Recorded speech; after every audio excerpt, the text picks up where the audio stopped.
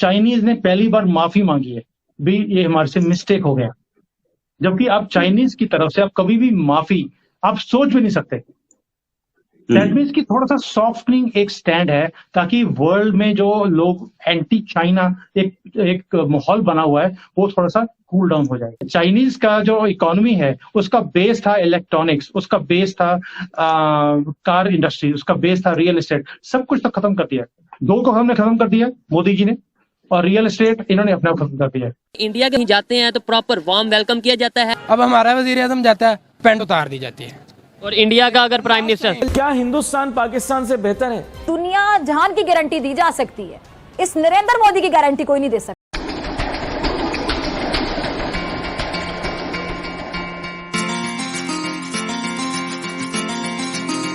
Trade war अब कहां जाती दिख रही है और इसमें इंडिया को कहां फायदा होता दिख रहा है? हमें पहले ही सेमीकंडक्टर्स में इंडिया को भयंकर फायदा होता दिखा है। सेमीकंडक्टर्स में इन्वेस्टमेंट आई है, सेमीकंडक्टर्स में हम लोग काम कर रहे हैं, और ताइवान जो कि सबसे बड़ा सेमीकंडक्टर का मतलब मेरे मोबाइल में, मेरे लैपटॉप में जितने सेमीकंडक्टर्स पूरी वर्ल्ड सेमीकंडक्टर से चल रही है, ये इसमें इसका 90% ताइवान से आता है, और ताइवान अब इंडिया से चाहता है कि इंडिया में काम शुरू हो।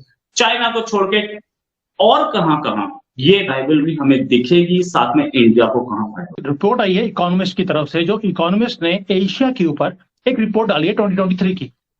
उसके अंदर उन्होंने ये सारी बातों को कवर किया हुआ है, जिसमें इंडिया भी आता है, चाइना भी आता है, थाईलैंड, मलेशिया, ये सारी कंट्रीज आती हैं। उसके अंदर उन्होंने मेंशन किया हुआ है कि चाइना अगर अपना एटीट्यूड सही रखेगा, एटीट्यूड मीन्स अगर वो अपने आसपास के जितने भी कंट्रीज हैं उसके साथ राइवलरी, जो उसने एक स्ट्रेंथ की पोजीशन बनाई हुई थी ताइवान के अगेंस्ट, जापान के अगेंस्ट, रशिया के अगेंस्ट, इंडिया के अगेंस्ट, अगर वो ये चीज नहीं करेगा तो उसकी इकोनॉमी 2023 में सबसे फास्टेस्ट राइज कर सकती है।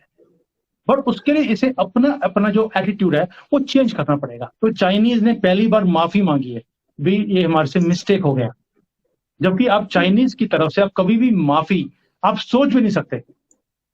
दैट मीन्स कि थोड़ा सा सॉफ्टनिंग एक स्टैंड है ताकि वर्ल्ड में जो लोग एंटी चाइना एक माहौल बना हुआ है वो थोड़ा सा कूल डाउन हो जाए। क्यों?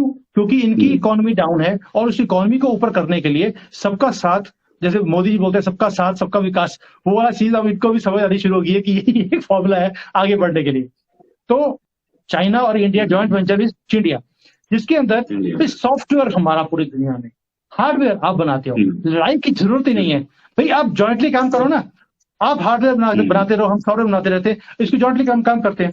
And so now electronic companies एक एक करके शिफ्ट हो रही है इंडिया में। आप बिलीव करेंगे कि मुझे अभी पता लगा है इस एक्सपो में कि 2014 से पहले इंडिया में जो मोबाइल फोन्स थे 99% इंपोर्ट होते थे। आज 2023 में 99% मोबाइल्स इंडिया में बनते हैं, और अब हम एक्सपोर्ट कर रहे हैं। और ये मुझे इंडियन किसी मीडिया से पता नहीं लगा, ये मुझे चाइनीज वाला ने बताया मुझे कि यार हमारा इतना बड़ा मार्केट था, आपके मोदी जी ने सब कुछ खत्म कर दिया हमारा। अगर आप चाइनीज का जो इकोनॉमी है उसका बेस था इलेक्ट्रॉनिक्स, उसका बेस था कार इंडस्ट्री, उसका बेस था रियल एस्टेट, सब कुछ तो खत्म कर दिया। दो को हमने खत्म कर दिया मोदी जी ने, और रियल एस्टेट इन्होंने अपना खत्म कर दिया। मेडिकल में जो आज की डेट में जो एपीआई आता है वो भी मोदी जी ने पीएलआई स्कीम बना दी है, जिसके अंदर सारे जो केमिकल्स हैं मेडिसिन के वो इंडिया में 2024 तक बनने शुरू हो जाएंगे। वो भी हमारी डिपेंडेंसी चाइना के ऊपर खत्म हो जाएगी। तो आप देखिए कि अगले 2 साल में इंडिया का जो आउटलुक है वो चाइना से मच बेटर है इन एवरी सेक्टर।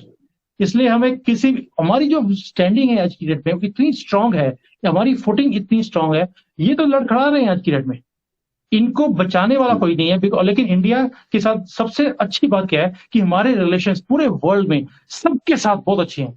हमारे फ्री ट्रेड एग्रीमेंट्स हो रहे हैं भाई, there is a trust factor. China के साथ किसी का ट्रस्ट फैक्टर ही नहीं है, नोबडी ट्रस्ट देम।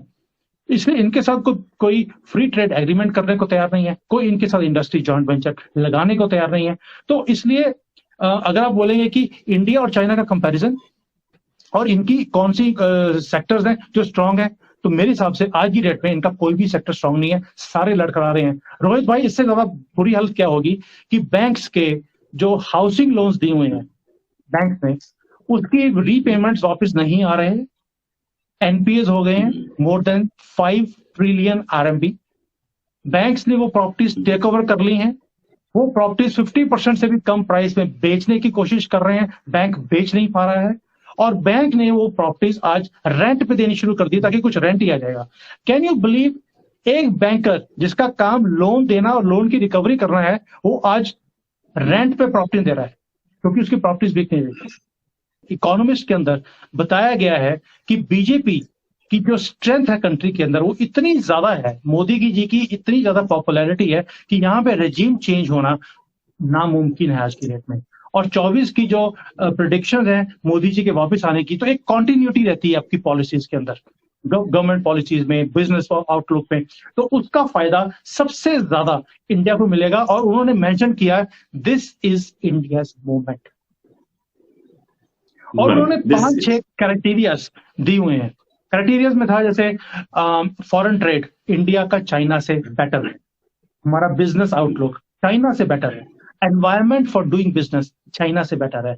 हम अगर लैग डाउन कर रहे हैं उनसे, चाइना से, वो सिर्फ इंफ्रास्ट्रक्चर पे कर रहे हैं जो कि अब मैचअप हो रहा है। 2024 के एंड तक हमारी सड़कें और हमारा इंफ्रास्ट्रक्चर अमेरिका से बेटर होगा, ये भी एक अनुमान है और गवर्नमेंट का प्रयास भी है इसके ऊपर। और उसके बाद है आपका टैक्स रिजीम, वो हमारा इवन चाइना से टैक्स रिजीम बेटर है, मोर ट्रांसपेरेंट है। तो अगर हम कोई भी पैरामीटर्स लेते हैं, how do we stand against China, तो चाइना के खिलाफ हमारा हर पैरामीटर में हम बेटर हैं आज की डेट में। और इसीलिए फॉरेन की जितनी कंपनीज हैं वो अब इंडिया की तरफ आने की सोच भी रहे हैं।